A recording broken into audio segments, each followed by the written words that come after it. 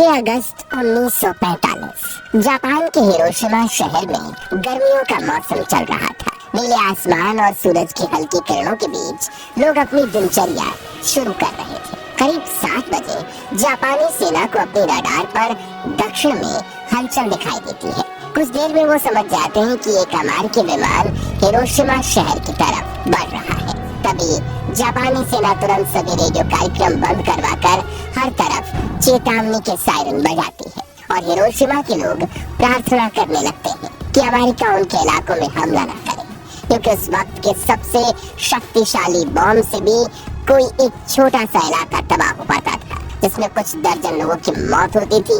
लेकिन जापान ये कहाँ जानता था कि आज उस पर एक ऐसी कयामत बरसने वाली है जो एक ही झटके में पूरे के पूरे शहर को जलाकर राख कर देगी। दरअसल अमेरिका का ये विमान जापान का दौरा करने आया था और जापानी सेना चाहती तो अपने लड़ाकू विमानों को भेजकर इसे रोक भी सकती थी, लेकिन 1945 आते आते जापान की आर्थिक स्थिति इतनी खराब हो चुकी थी कि विमान को उड़ाने के लिए जापानी सेना के पास पेट्रोल तक नहीं था। इसलिए इंतजार किया गया और वो विमान जापान के एयर स्पेस से वापस लौट गया। करीब 8 बजे खतरे के सायरन बंद कर दिए गए और लोग अपनी दिनचर्या में लग गए। बच्चे स्कूल पहुंच चुके थे, कुछ लोग दफ्तर जा रहे थे, कुछ बाजार और कुछ घरों में चाय की चुस्की ले रहे थे।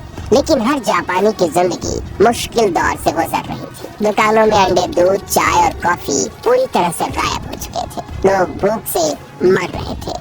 स्कूलों के मैदानों और घरों के बगीचों में सब्जियां उगाई जा रही थी। पेट्रोल भी आम लोगों की पहुंच से बाहर हो चुका था, इसलिए सड़कों पर एक भी निजी कार नहीं दौड़ रही थी। हिरोशिमा की सड़कों पर हर तरफ साइकिलें और पैदल चलते लोग दिखाई दे रहे थे। सुबह के करीब 8 बजे जब हिरोशिमा के लोग दोबारा अपनी जिंदगी की ओर लौट ही रहे थे, तभी आसमान में एक और विमान दिखाई देता है। जापानी सेना इस विमान को भी रोक सकती थी, लेकिन उन्हें लगा ये भी पहले की तरह परिस्थिति का जायजा लेने आया होगा। लेकिन वो नहीं जानते थे कि ये विमान करीब 1 लाख लोगों की मौत का फरमान लेकर आया है। ये विमान था अमेरिका का B-29 बॉम्बर इनोल गे, जिसे उड़ा रहे थे लेफ्टिनेंट कर्नल पॉल टिबेट्स।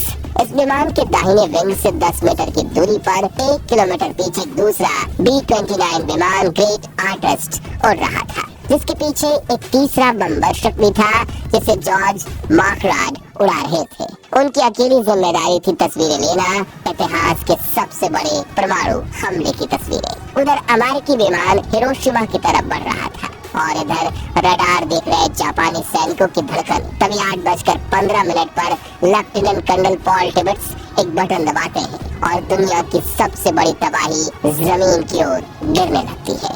ये था 4 टन वजनी लिटिल बॉय नाम का दुनिया का पहला न्यूक्लियर बम। इस बम को हिरोशिमा के अओई ब्रिज पर गिराना था, लेकिन हवा इतनी तेज थी कि अपने लक्ष्य से 250 मीटर दूर शीमा सर्जिकल क्लिनिक की तरफ बढ़ने लगता है। करीब 43 सेकंड्स तक नीचे गिरते हुए इस बम को हिरोशिमा के कई लोग अपनी आंखों से देखते हैं, मगर वो कुछ समझ पाते उससे पहले ही जमीन से करीब 600 मीटर ऊपर हवा में ही लिटिल बॉय ब्लास्ट हो जाता है।